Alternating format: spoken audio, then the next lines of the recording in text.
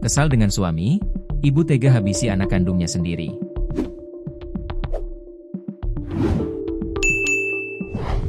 Seorang ibu inisial KN, 29, tega bunuh anaknya sendiri MA, 6. Caranya, KN membekap MA dengan bantal hingga meninggal.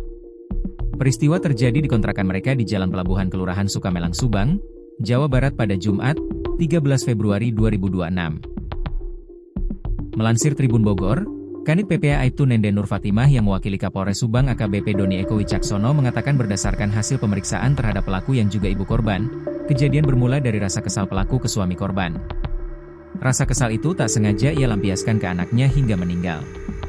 Saat itu pelaku atau ibu korban KN, 29, baru saja bertengkar di telepon dengan suaminya yang saat ini bekerja di Cirebon.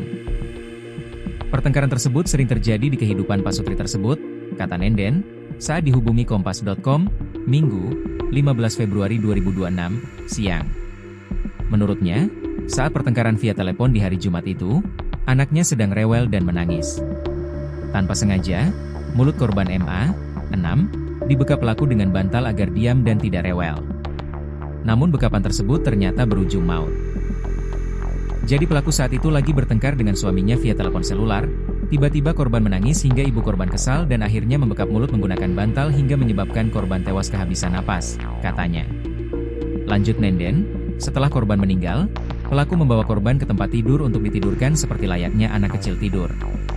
Korban ditidurkan oleh pelaku sedang memeluk guling, padahal posisinya sudah meninggal, ucapnya.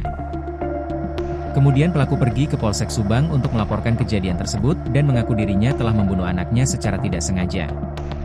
Jajaran Polsek Subang saat itu langsung menuju TKP untuk memastikan kebenaran informasi dari ibu korban tersebut dan ternyata benar. Korban sudah ditemukan dalam keadaan meninggal ditidurkan di kasur sambil memeluk guling, katanya.